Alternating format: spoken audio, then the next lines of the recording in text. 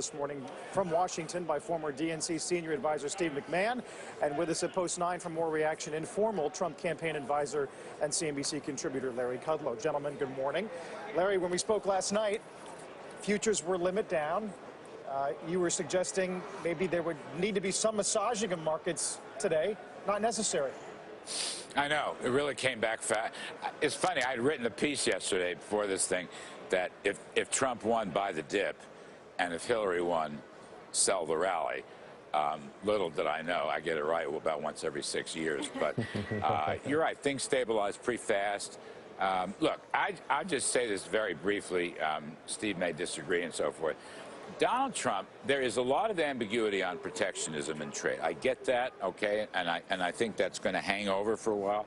But the rest of his program is so pro-growth, it's so pro-stocks, it's so pro-profits, you know, major league tax cuts, major league rollback of regulations, rollback Obamacare, energy infrastructure. Those kinds of things are solid pro-growth, got to help the stock market. At some point, that's going to sink in. I really believe that. But how will we know, when will we know, whether the stuff you like is kept and the stuff you don't like is set aside? Well, I feel a lot more confident on the likes. I really do, particularly the tax reform. We've never had a problem with that. Mr. Trump really did everything basically that Steve Moore and I and others wanted him to do. Healthcare was an easy one. Trade will be, there'll be some internal discussions about trade. There's no question about it. My own sense is, and I have not talked to anybody, well, that's not true, but I've not talked to Mr. Trump, certainly. I think in the last 2 weeks going after the Rust Belt, I think his bark was very significant.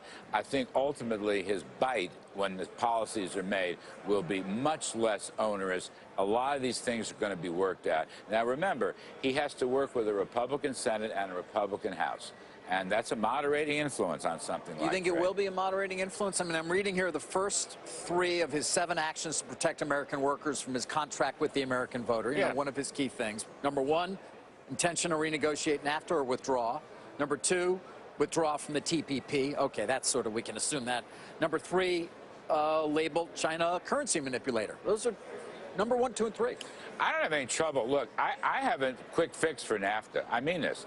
Just go to a border adjustable tax system, which we had put in our original tax reform. It's in the Paul Ryan, Kevin Brady. It just never quite made it into the Trump position. I believe it will. Look, American imports to Mexico have a 16% value-added tax. Mexican imports to America are duty-free. Right there, you've got an unfairness, which I think is what the candidate or the president-elect is more worried about. Steve, I don't think he's going to end. He's not going to end NAFTA. Deutsche Bank today, Steve, says the most important thing he ever said is, anything I say right now, I'm not the president, everything is a suggestion. So how much of David's point about this contract can be taken to the bank? Well, I mean, look, he ran on a platform and a program that people voted for, so there's going to be some pressure both from the people who voted for him and I presume from Republicans in Congress to follow through on the promises that he's made.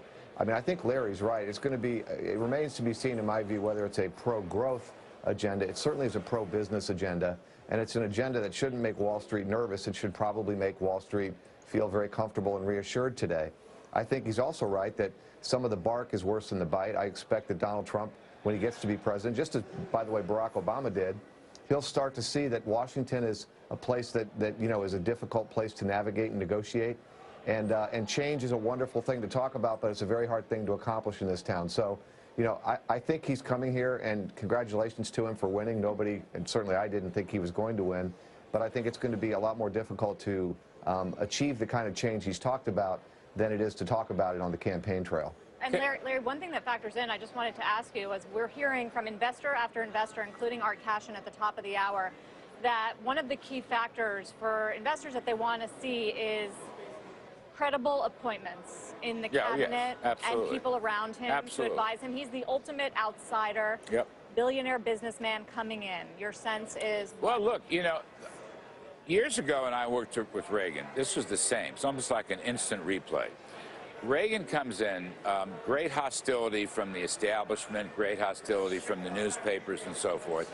And Reagan brought with him a whole batch of new people who had never really served in senior positions. Not everybody, but guys like me. I was 31 years old. I wound up as associate director of OMB, a position for which I was uniquely unqualified. I will just say that, and you try to work your way into it. I wouldn't be surprised if Trump brought in a whole batch of new people. People like you. And I just wanted to respond to Steve, because the issue of change is really important. You know, we got into this a little bit towards the back end last night. To me, look, economic growth, that's my area, and I think Trump's going to all be for that in the House, and they're going to agree on that. But step back a minute. What was he saying? He's saying the elites in Washington and elsewhere have not done their job, okay? That what he calls now the forgotten man or the forgotten folks are unhappy, they're cranky, they're angry, their wages haven't gone up in many years. When he talks about draining the swamp, that, without being clear definition, people know what he's talking about. The corruption in Washington, the corporate welfare, the crony capitalism, it's in both political parties, all the K Street maneuvering. It's like they get what they want and need, but you don't get anything. That was his original idea. It still is his idea. It's the idea he finished with in the campaign, and I think that you just have to look at that. That's what you're going to get. He is going to try to stand up to the status quo, and wherever he can say, no, we're going to do it this way. We're going to try to protect Americans out there in the Rust Belt and elsewhere, and that's my job. And Steve, will Democrats try to refine the same argument? Well, actually, I was just going to make the point to Larry that he's right. That was Donald Trump's message. Actually, if you look at the core of Bernie Sanders' message, it was basically the same message. Now, the grievance, you know, or the solution sort of went to a different part of Wall Street or the economy in Bernie Sanders, you know, proposed solutions than it does for Donald Trump. But there's no question that they're both speaking to the worker whose wages haven't gone up, the institutions are failing them, Washington isn't working for them, and Bernie Sanders had radical solutions for change. So did Donald Trump. And the one thing that I think Larry and I are sitting here agreeing on is the voters are sick and tired of institutions and government that doesn't work. They voted for change last night. I suspect a lot of people in those swing states in the upper Midwest that voted for Bernie Sanders cast their vote last night for Donald Trump. They weren't telling pollsters they were going to do it, but they went out and did it. I think you're dead right, Steve, and I agree on the Bernie Sanders thing.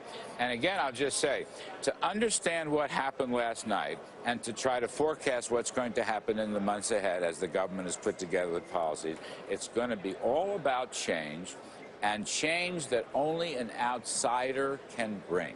That is the guts of Mr. Trump's message.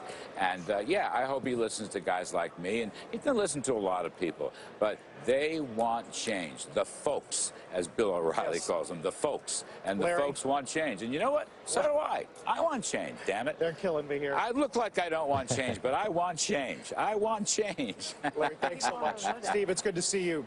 Good to see you, Steve McMahon. Good to see you, buddy. Thank you.